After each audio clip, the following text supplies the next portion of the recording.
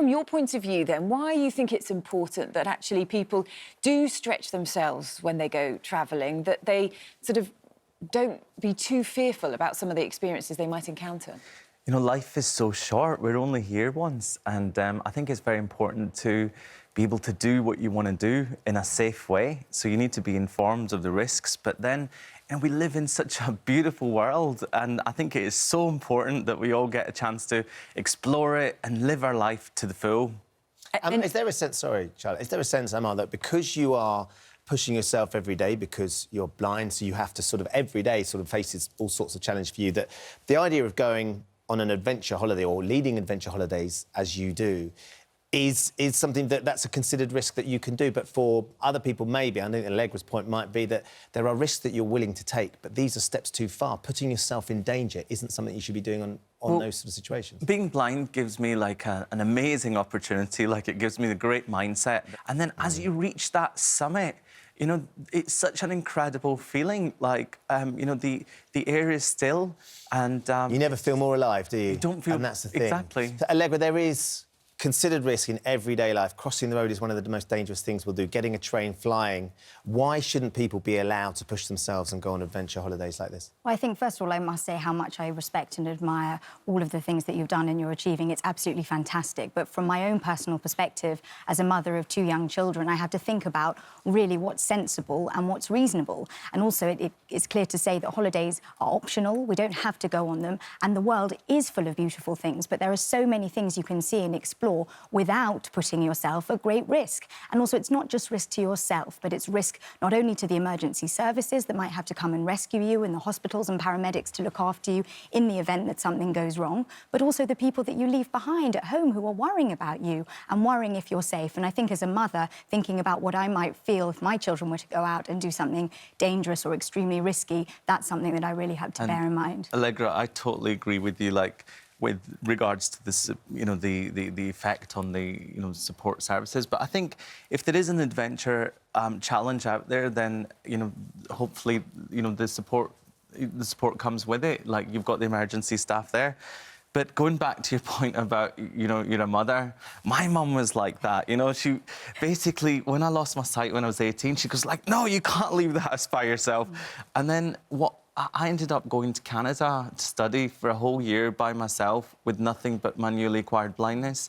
Now, if I hadn't done that, my life would have been so different. Like, Absolutely, you know... but I think one of the things you have to think about nowadays is what is the motive for most people, not necessarily people like yourself, but some people going away on these kind of holidays? Is it really for the kind of spirit and growth as a person, or is it just to get a good snap to put on your social media and to try and get the most likes that you possibly can because somebody else hasn't got a picture of themselves hovering on the crater of a volcano? What is the real motivation for doing it? Do you think that choice should be taken away from people then? Do you think that it should be assessed and then it's a decision made, right, that's banned because there's just too big a risk? Or do you still think that actually people should be able to take that decision themselves as to whether they want to take that risk? Well, I think that if there are authorities involved, like we've seen in the recent crisis in New Zealand, I think the authorities should step in and educate people more, and if necessary, if it's deemed too risky, then they should be the ones to say, I'm sorry, it's too risky, tourists just cannot visit this spot. And if you're just a person thinking about a travel or an adventure,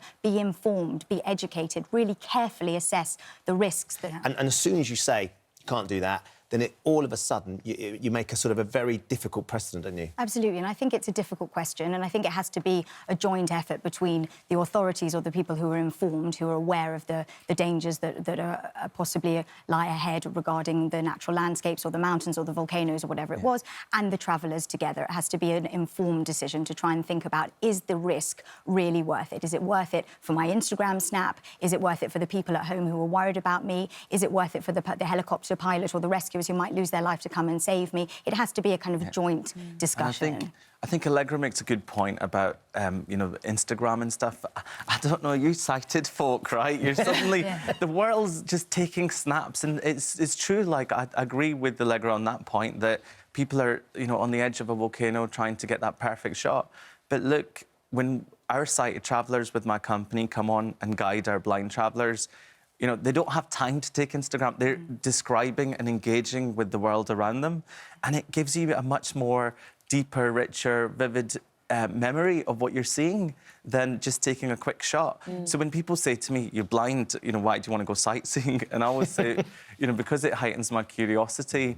I ask my sighted folk, and I get and use all my senses, and so I do feel sorry for people that are just taking So Instagram you think shots. because, you know, you were making the point, Allegra, weren't you, that some people are in it for the wrong reasons, that they're not there for the whole life-affirming reason, that actually they're just there because they want to take a snap of the moment, they want a selfie, they want to put it on Instagram. Right.